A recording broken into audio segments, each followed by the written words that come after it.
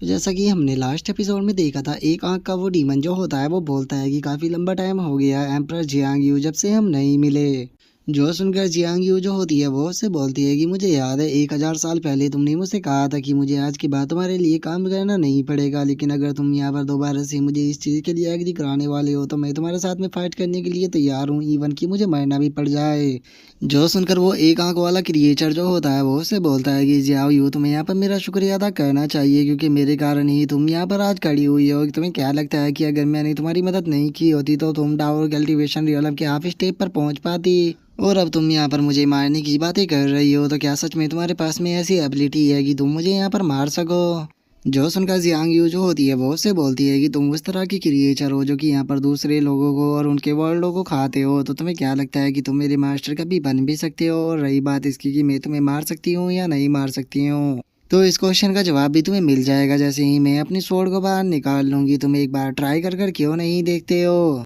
जो सुनकर वो क्रिएचर जो होता है वो जियांग यू से बोलता है कि जियांग यू तुम्हें नहीं भूलना चाहिए कि तुम अभी भी एक रीइंकार्नेशन हो। अगर मैं यहाँ पर मर गया तो तुम भी जिंदा नहीं रह पाओगी, तो इसीलिए तुम्हारी लाइफ एंड डेथ जो है वो अभी भी मेरे कंट्रोल में है। और तुम एक स्मार्ट पर्सन हो, तो इसीलिए कोई भी बेवकूफ़ भरी चीज़ जो है वो यहाँ पर करने की कोशिश मत करना। इसीलिए चलो मैं अब तुम्हें यहाँ पर एक ऑफर देता हूँ। मैं किसी पर्सन को यहाँ पर मारना चाहता हूँ, जिसे मारने में यहाँ पर तुम्हें मेरा साथ देना होगा। और जैसे ही तुम इस टास्क को कंप्लीट कर लोगी तो मैं तुमसे यह वादा करता हूँ कि मैं तुम्हें इस सिस्टम से रिलीज कर दूंगा, जिसके बाद हम दोनों जो है वो कभी भी नहीं मिलेगी और तुम अपनी लाइफ को पूरी तरह से फ्रीली जी सकती हो। और उससे अलग तुम्हारे लिए मेरे पास में एक और ऑफर है। मैं तुम्हारी सिस्टर जो है उसे वापस से लाइफ में लेकर आ सकता हूँ, तो बताओ तुम क्या कहती हो? इससे बढ़िया मौका जो है वो तुम्हें दोबारा नहीं मिलेगा। जिस पर्सन को मैं यहाँ पर मारना चाहता हूँ तुम उसे मारने में मेरी मदद करो, बदले में मैं यहाँ पर तुम जो चाहती हो तुम्हें वो दूंगा, क्योंकि तुम भी जानती हो कि बिना मेरी मदद के कभी भी तुम उसे लाइफ में लेकर नहीं आ सकती।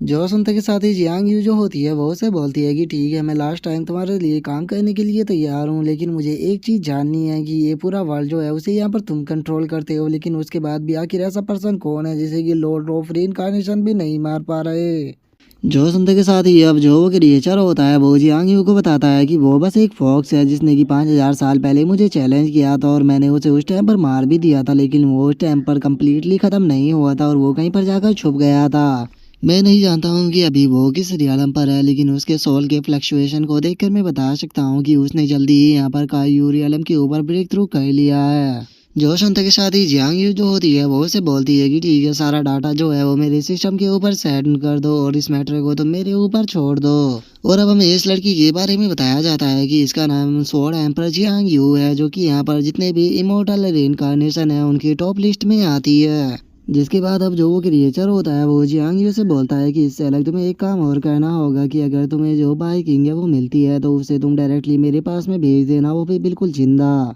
जो सुनकर जियांग यू जो होती है वो वहाँ से जाने लगती है और वहाँ से जाते हुए बोलती है कि ठीक है, तुम्हारा काम जो है वो हो जाएगा। जिसके बाद हमारा व्यू जो होता है वो चैनी के ऊपर आ जाता है, जहाँ पर कि जाओशी जो होती है वो चैनी से बोलती है कि मास्टर वो डिसअपेयर हो गई और वो यहाँ पर इस पूरे यहाँ पर फेरी वर्ल्ड की बात की जाए तो उसके हाईएस्ट रियलम की पीक पर है और वो गॉड बनने से केवल एक ही स्टेप दूर है, तो मुझे नहीं लगता कि वहाँ पर इसे कोई रोक पाएगा। और जियाओशी की इस बात को सुनकर चैनी जो होता है वो उसे बोलता है कि इस लड़की का यहाँ पर कल्टीवेशन जो है वो इतना ज़्यादा रेयर नहीं है, बल्कि इसने जो आर्टिफैक्ट पकड़ा हुआ है वो ज़्यादा रेयर है। जो सुनने के बाद जियाओशी जो होती है वो पूछती है कि मास्टर कौन से आर्टिफैक्ट की आप बात कर रहे हो? कहीं मास्टर आप ये तो नहीं कहना चाहते हो कि यहाँ पर इस लड़की ने जो ब्लेड सिस्टर पकड़ा हुआ था ये यही वो आर्टिफैक्ट है? जो सुनते के साथ ही चैनी जो होता है वो उसको बताता है कि हाँ, यही बहुत ही रेयर आर्टिफैक्ट है।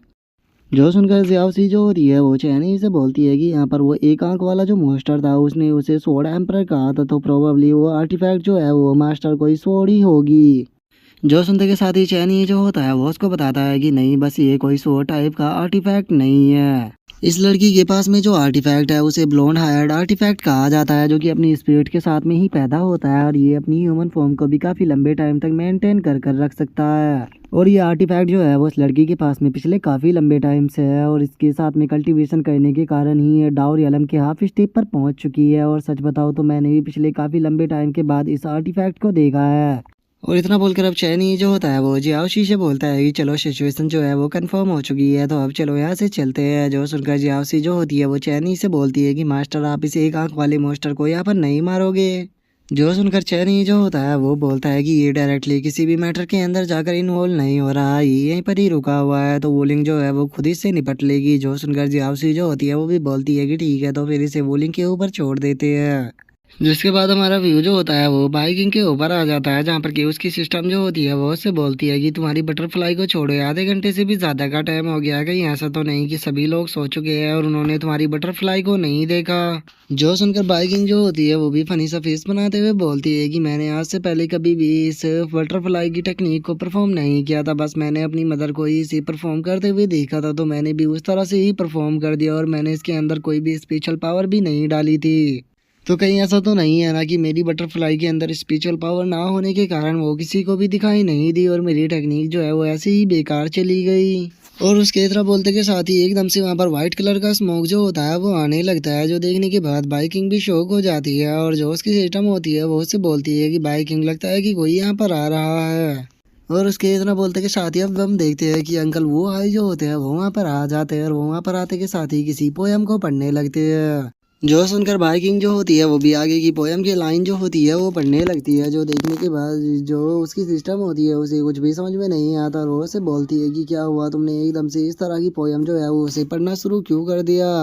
जो सुनकर बाइकिंग जो होती है वो धीरे से उससे बोलती है कि चुप हो जाओ, ये हमारी फैमिली का सीक्रेट कोड है। और उसके इतना बोलते के साथ ही हमारा व्यू दोबारा से जो है अंकल वो हाई होते हैं उसके ऊपर आ जाता है, जो कि बाइकिंग की आवाज़ को सुनकर अपने मन में सोचता है कि ये आवाज़ तो जानी पहचानी है, और इतना बोलकर वो आगे की पोयम को पढ़ने लगता है। जो सुनते के साथ ही बाइकिंग जो होती है वो एकदम से पोयम को पढ़ते हुए सामने आ जाती है, जिसे देखते के साथ ही जो एल्डर वो हाई होते हैं वो शौक होते हुए बोलते हैं कि बाइकिंग आखिर तुम यहाँ पर क्या कर रही हो। और उसके इतना बोलते के साथ ही बाइकिंग जो होती है वो हाई की तरफ भागते हुए उससे बोलती है कि अंकल वो हाई, जब मैंने यहाँ पर व्हाइट कलर के स्मोक को देखा था तो मैं तभी समझ गई थी कि ये आप ही होगे। और इतना बोलकर बाइकिंग जो होती है वो जाकर वो हाई के गले लग जाती है और उसके गले लगते हुए बोलती है कि अंकल वो हाई, मैंने आपको बहुत मिस किया। जो सुनकर वो हाई उससे बोलता है कि बाइकिंग आखिर तुम यहाँ पर कर क्या रही हो। जो सुनते के साथ ही बाइकिंग जो होती है वो उससे बोलती है कि मैंने सुना कि यहाँ पर जो आयरन क्लैन की प्रिंसेस है उसे उठा लिया है, तो इसीलिए मैं यहाँ पर उसे बचाने के लिए आई हूँ।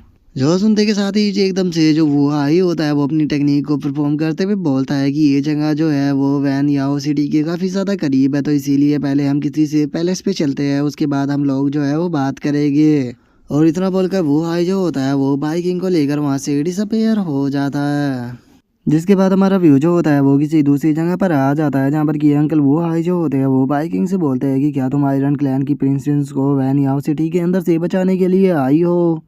जो सुनकर बाइकिंग जो होती है वो उससे बोलती है कि हाँ बिल्कुल, और मैंने नहीं सोचा था कि ग्रैंडपा जो है वो यहाँ के अंडर कवर एजेंट हो गए, तो आप यहाँ पर मेरी सिटी के अंदर घुसने में मदद कर सकते हो। जो सुनते के साथ ही जो एल्डर वो हाई होते हैं वो बाइकिंग को मना करते हुए उससे बोलते हैं कि बाइकिंग मुझे माफ़ कर देना, लेकिन मुझे नहीं लगता कि मैं यहाँ पर तुम्हारी मदद कर पाऊँगा। जो सुनकर बाइकिंग भी थोड़ी सरप्राइज हो जाती है और वो हाई से बोलती है कि अंकल आखिर आप मेरी मदद क्यों नहीं कर सकते। जो सुनकर वो हाई जो होता है वो बाइकिंग से बोलता है कि देखो, इसका एक नॉर्मल सा कारण है कि मैं नहीं चाहता कि तुम यहाँ पर खतरे में पड़ो। मैं मानता हूँ कि तुम यहाँ पर आयरन क्लैन की प्रिंसेस जो है उसे बचाने के लिए आई हो, लेकिन क्या तुम भूल गई हो कि तुम हमारे nine tail sky fox clan की इकलौती प्रिंसेस हो, तो फिर आखिर कैसे ही हम तुम्हें इतने बड़े खतरे के अंदर डाल सकते हैं। यहाँ पर चारों तरफ तुम्हारे दुश्मन फैले हुए हैं और अगर उन्हें पता लगा कि तुम यहाँ पर हो तो वे तुम्हें नहीं छोड़ेंगे। और तुम्हारा ग्रैंडपा होने के नाते यहाँ पर मेरे लिए सबसे ज़्यादा ज़रूरी है कि मैं यहाँ पर तुम्हारी सेफ्टी का ध्यान रखूँ। इस वर्ल्ड के अंदर कोई भी इतनी इंपॉर्टेंट चीज़ नहीं है जितनी कि यहाँ पर तुम्हारी सेफ्टी, तो इसीलिए आयरन क्लैन की प्रिंसेस को बचाने के लिए मैं सिटी के अंदर तुम्हें जाने नहीं दूंगा।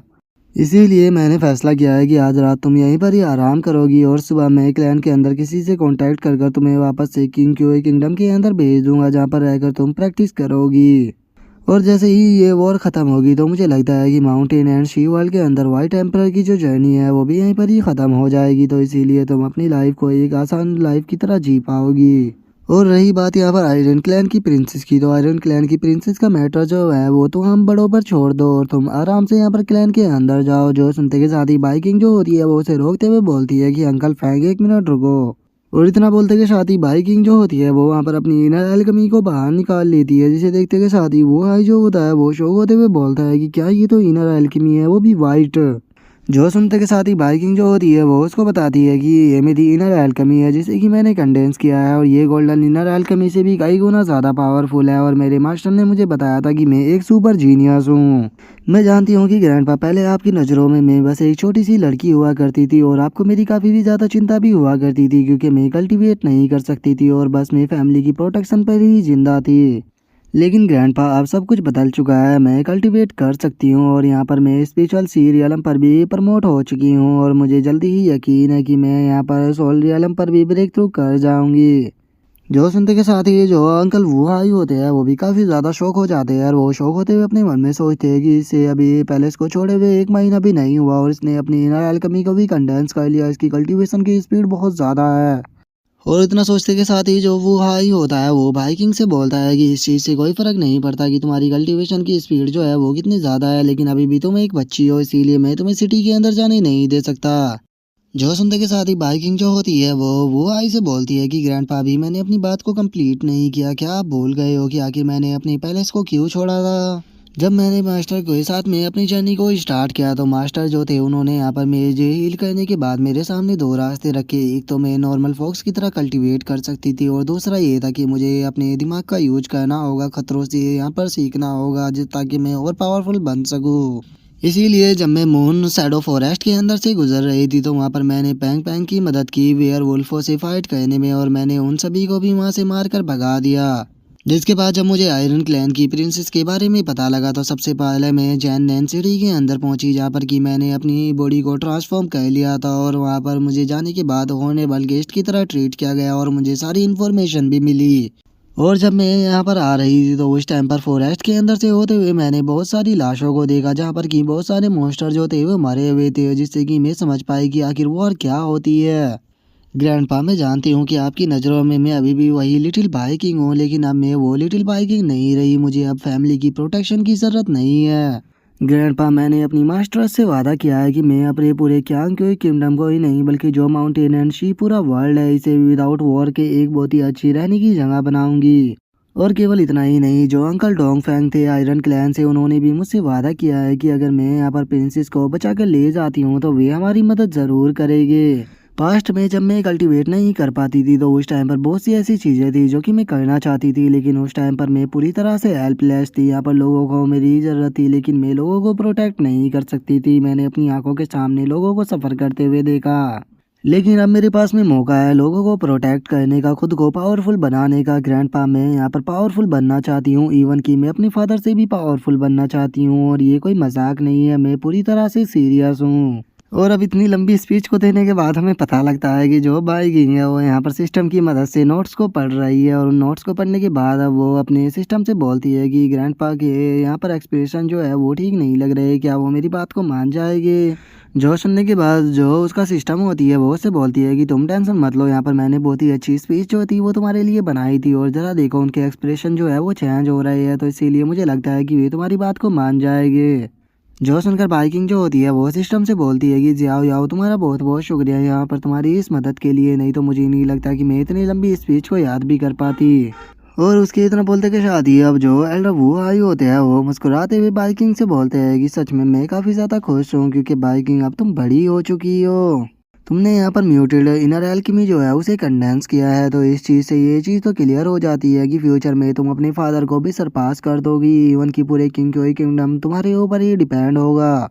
लेकिन अभी भी मैं तुम्हें सिटी के अंदर जाने नहीं दे सकता क्योंकि अगर इस बैटल को हम यहाँ पर हार भी जाते हैं तो मुझे यकीन है कि जब तक तुम जिंदा रहोगी तो हमारा स्काई फॉक्स क्लैन जो है वो दोबारा से राइज करेगा। जो सुनते के साथ ही बाइकिंग जो होती है वो जाकर वो आई के हाथों को पकड़ते हुए उससे बोलती है कि ग्रैंडपा मैं आपसे एक क्वेश्चन पूछना चाहती हूँ। जो सुनकर वो आई जो होता है वो उससे बोलता है कि आखिर अब तुम्हें मुझसे क्या पूछना है। जो सुनकर बाइकिंग जो होती है वो उससे बोलती है कि ग्रैंडपा मैं आपसे पूछना चाहती हूँ कि अगर इस टाइम पर मेरे सामने मेरे फादर खड़े होते तो आप क्या करते। जो सुनते के साथ ही वो हाई जो होता है वो पास्ट की बात को याद करने लगता है जहाँ पर कि उसके सामने बाइकिंग का फादर आ गया होता है, जिसे देखने के बाद जो वो हाई होता है वो उससे बोलता है कि और मेजेस्टी आप यहाँ पर क्यों आ गए। यहाँ पे इन पागल बीस्टों ने एक साथ मिलकर पूरी की पूरी सिटी के ऊपर हमला कर दिया है, तो इसीलिए ये जगह बिल्कुल भी सेफ नहीं है, आप यहाँ से चले जाइए। जो सुनते के साथ ही बाइकिंग का फादर जो होता है वो आई से बोलता है कि अंकल फैंग आप ये किस तरह की बात कर रहे हो, मैं एक एम्परर हूँ, लेकिन आप चाहते हो कि यहाँ पर मेरे सभी लोग जो है वो फ्रंट लाइन पर आकर फाइट करे और मैं आराम से बैठकर घर पे से देखता रहूँ।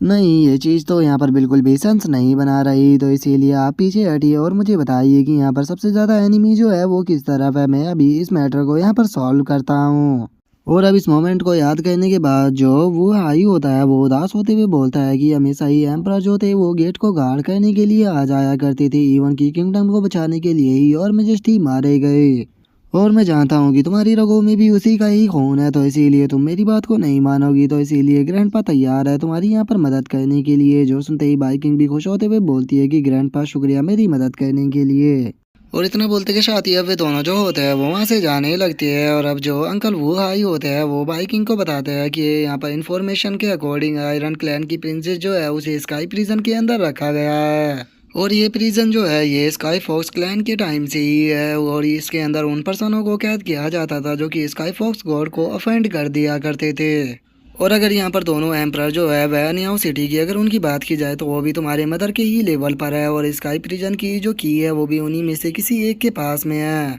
तो इसीलिए आयरन क्लैन की प्रिंसेस को वहाँ से निकालना बहुत ही ज़्यादा मुश्किल होने वाला है। तो इसीलिए मुझे लगता है कि तुम्हें एक बार और जो है वो अच्छे से इस बारे में सोच लेना चाहिए। जो सुनकर बाइकिंग जो होती है वो अंकल वो हाई से बोलती है कि आप टेंशन मत लीजिए ग्रैंडपा, मैंने पहले से ही सारे प्लान को यहाँ पर बनाकर रखा हुआ है कि मुझे चीज़ों को कैसे करना है। लेकिन अपने प्लान को अभी भी यहाँ पर कंप्लीट करने के लिए मुझे ग्रैंडपा आपकी ज़रूरत तो पड़ेगी। जो सुनने के बाद जो वो हाई होता है वो बाइकिंग से बोलता है कि आखिर तुम्हें मेरी किस तरह की मदद की ज़रूरत है, मुझे बताओ, मैं ज़रूर करूँगा।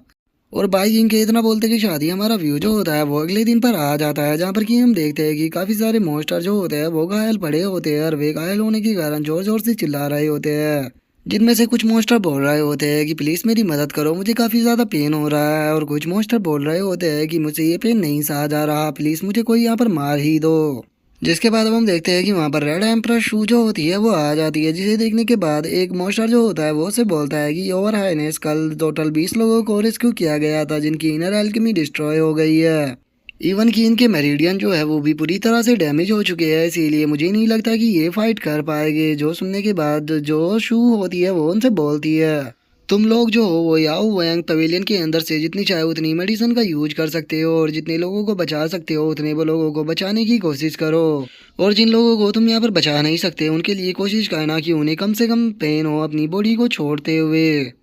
और इतना बोलकर अब जो रेड एम्परर शू होती है वो वहाँ से जाने लगती है और वहाँ से जाते हुए अंकल वो आई से बोलती है कि अंकल वो आई, मुझे लगता है कि सैंटोंग जो है वो जल्दी ही मरने वाली है, क्योंकि ऐसा अगर नहीं होता तो क्या क्यों किंगडम जो है वो यहाँ पर शू क्लैन और हु क्लैन के लोगों को मारने के लिए नहीं घूमता। लेकिन यहाँ पर फैंग क्लैन के लोग जो है वो हमारे ही क्लैन की तरह है और वे यहाँ पर मारे जा रहे हैं। तो अंकल वो है, क्या आपको इस चीज़ के ऊपर रिग्रेट हो रहा है? जो सुनते के साथ ही वो है जो होता है वो उसे बोलता है कि मैं अंधेरे से निकलकर रोशनी के अंदर आया हूँ और मैं जानता था कि एक दिन ऐसा भी दिन आएगा, लेकिन अब मुझे यहाँ पर कोई भी रिग्रेट नहीं है क्योंकि वापस जाने के लिए कोई रास्ता नहीं बचा। लेकिन योर हाइनेस आपके लिए मेरे पास में एक न्यूज़ है और मुझे यकीन है कि इस न्यूज़ को सुनने के बाद आप थोड़ी खुश हो जाओगी। जो सुनते के बाद ही जो रेड एम्परर शू होती है वो उसे बोलती है कि ठीक है, मुझे बताओ कि तुम्हारे पास में क्या न्यूज़ है। जो सुनकर वो हाई जो होता है वो उसे बोलता है कि पिछली रात हमने जो शू क्लैन के कुछ लोग थे उन्हें रेस्क्यू किया था और उनमें से कुछ लोग वे भी थे जो कि वैंग्यू फॉरेस्ट के अंदर मारे गए थे और वहाँ से बचने के बाद वे किंगडम के अंदर ही छुप गए थे। और उन्हीं में से मैंने एक बच्ची को ढूंढा है और वो बच्ची जो है वो यहाँ पर आपकी फैमिली का खुद को बता रही है। जो सुनते के साथ ही जो शो होती है वो भी थोड़ी शौक हो जाती है और वो शौक होते हुए बोलती है कि क्या मेरी फैमिली की बच्ची? जो सुनकर वो हाई जो होता है वो उससे बोलता है कि मैं इस चीज़ के लिए श्योर तो नहीं हूँ कि वो आपकी फैमिली से है या नहीं है, लेकिन चूंकि उसने अपनी आपकी फैमिली को मेंशन किया तो इसीलिए मैं उसे रेस्क्यू कर कर अपने साथ में ही ले आया था। लेकिन वो बच्ची जो है वो काफ़ी ज़्यादा गुस्सियारी है और अगर कोई भी उसके पास में जा रहा है तो उसे वो काटने के लिए दौड़ रही है, तो इसीलिए मैंने उसे एक रूम के अंदर बिठा दिया है और उसने खाना खाने से भी मना कर दिया। तो इसीलिए योर हाइनेस मैं चाहता हूँ कि एक बार आप जाकर उस बच्ची को देखें और अगर वो कोई जासूस हुई तो हम उसे वहीं पर ही ख़त्म कर देंगे। और उसके इतना बोलते के साथ ही हमारा व्यू जो होता है वो वैनियाओ सिटी की जो फैंग फैमिली का मैंशन होता है वहाँ पर आ जाता है, जहाँ पर कि हम देखते हैं कि जो रेड एम्परर शू होती है वो भी वहाँ पर आ चुकी होती है और सभी लोग जो होते हैं वो उसे ग्रीट कर रहे होते हैं। और रेड एम्परर जो होती है वो उससे पूछती है कि ठीक है, मुझे बताओ कि वो बच्ची कहाँ पर है। जो सुनकर वो हाई जो होता है वो उससे बोलता है कि ठीक है आप मेरे साथ में चलो, मैं आपको वहाँ पर लेकर चलता हूँ। और उसके इतना बोलते के साथ ही अब जो रेड एम्पर शुरू होती है वो एक गेट को खोल कर अंदर आती है, और जैसे ही वो सामने के नज़ारे को देखती है तो वो काफ़ी ज़्यादा शौक हो जाती है, और वो शौक होते हुए चिल्लाते हुए बोलती है कि जियाओ जियाओ क्या ये तुम हो। और गाइस मैं आपको बता दूं कि ये भाई है जिसने कि यहाँ पर अपने गेटअप को शू क्लैन की एक छोटी सी बच्ची की तरह बना लिया है।